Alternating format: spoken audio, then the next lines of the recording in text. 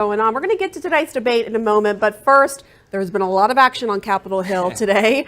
Let's start with spending.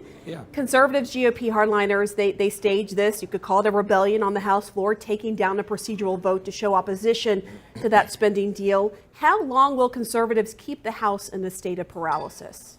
Well, look, this all depends. I mean, I wouldn't call it a state of paralysis. I mean, we're supposed to come up here and debate and deliberate, and we have. But now legislation can't move forward because of the. Yeah.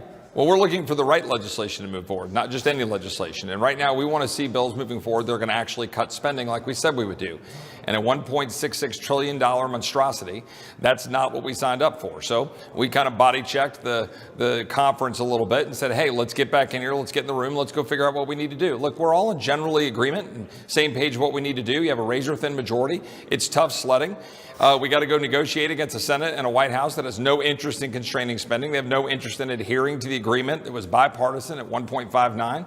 They want all the special side deals and the backroom deals. So, we want to try to adhere to that, get it done, cut spending. If we just do a CR for the rest of the year, funding through the rest of this year through September, we will spend at $1.564 trillion, $100 billion less than this. We will restore some order. Defense will be okay. Veterans will be okay. And we'll reduce the bureaucracy in this country. Most Americans want us to do that. Mike Johnson, for his part, he was just on Fox saying, look, I agree with Chip Roy. I'm not particularly thrilled about this deal, but the bottom line is this is a divided government. As you just said, there's a very slim majority in the House. You got a Democrat-controlled Senate, a Democratic president. This is just kind of what you have to do to get the deal done. What do you say to that? Yeah, I think you should take the House majority for a bit of a spin and go over to Senator Schumer, the president, and say, look, I mean, we control the power of the purse. We had an agreement, a bipartisan agreement. It was signed and the president signed it into law, puts caps into place, adhere to the caps. I mean, I look, and it was by a majority of Republicans and Democrats. So we just adhere to the caps. We'll get to the spending restraint that we should put in place and we can move forward. And I think it's what we ought to do. And if they want to shut down the government, that's on them. Look, by the way, it's not on them. It's on you and the other hardliners, Republican hardliners who are standing in the way of this. Why would it be on us? Well, Johnson has already announced the top lines for the potential spending deal with Democrats. I mean, there's already been which is a violation of the agreement. So why would it be on us? Well, they would be the ones choosing shutdown. They would say no. And by the way, no, this would be on GOP hardliners if the government shuts down. No, why? Because we said is there's an agreement from last year. We should stick to it. Like the whole point here is. And Speaker Johnson would say we are sticking to it. And I've gotten $16 billion in extra spending cuts and $30 billion total from what Democrats wanted initially. And we are sticking to the deal that was struck. What do you say to that? It's not. It's $1.66 trillion using a bunch of side deals and gimmicks to expand the size of the government, well over the omnibus spending bills of last year. And look, let's be very clear. This is a big give for me to say that I would even sit down and consider that when the Texas border is wide open. I want to see our border secure first. So for me to sit down and say, look, I'll consider a CR through the end of the year that would adhere to the caps so we can govern in this divided government, that's actually a give on my part because Texas is under assault by a recalcitrant administration and a Secretary of Homeland Security who was thankfully grilled today by Mark Green for lying to me under oath while people get assaulted in Texas. And we're going to talk more about the border later on, but I want to ask you before we get to that, you have openly flirted with this idea of making a motion to vacate your new speaker, Mike Johnson, as we talk about. If he makes a spending deal that isn't tough enough on the border and like what you've laid out, is his job in jeopardy today? And what I've said is that everything's always on the table. I mean, that's the whole point of having rules so that you can be able to hold the body to account. Nothing should be off the table. But by the way, as you know, I was not itching to move the motion to vacate in the fall. I was opposed to that move. I didn't agree with it. I don't want to do here. Mike's a friend. What I want the Republican conference to do is stand up and fight. Actually do what we said we would do. And that's what I want to see out of this. And so, look, everything should be on the table today. We took down a rule saying, look, guys, let's sit down, do our job, spend at the level we're supposed to. The people I represent, they want us to cut spending, secure the border. That's what we need to do. All right, let's talk about that very quickly. I want to ask you about this impeachment hearing today for Homeland Security Secretary Alejandro Mayorkas over his handling of the border crisis.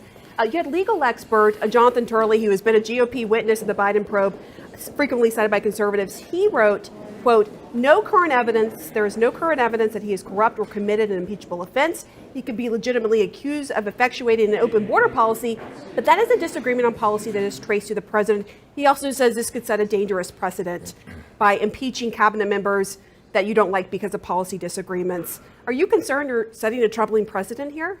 Yeah, no, first of all, I mean, I'd like to see his specific definition of what rises to the level of impeachment, right? That is something that's debated over time memoriam.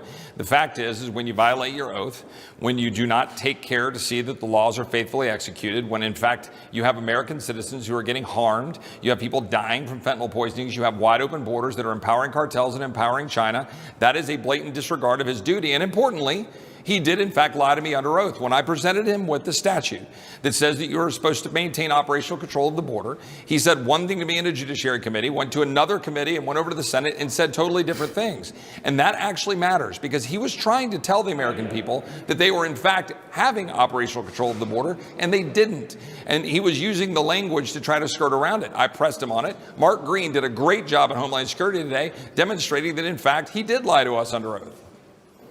All right, so I want to just pick apart a little bit of what you said, because some of what you said, DHS has come back and said, look, no laws have been violated here. You know, this has been a continuing issue, fentanyl poisonings coming across the border, so forth, that they say they've done more to combat the fentanyl coming across the border in the last 2 years and the last 5 years prior to that. That is what DHS is saying. And I actually even spoke to a former Trump administration DHS official today who says, look, I don't like the way the border is being run by the Biden administration. I disagree with it, but it would be more productive to work on policy enhancements than waste time with an impeachment. What do you say to that? Well, number one, we are working on policy enhancements. That's why we passed H.R. 2, the best border security bill that we've ever passed off the House floor. It is sitting over the Senate and languishing because the Senate, Democrats, and the president don't want to secure the border. But also, with respect to they fentanyl, say they have a supplemental that they have proposed with more funding for border patrol agents and so forth.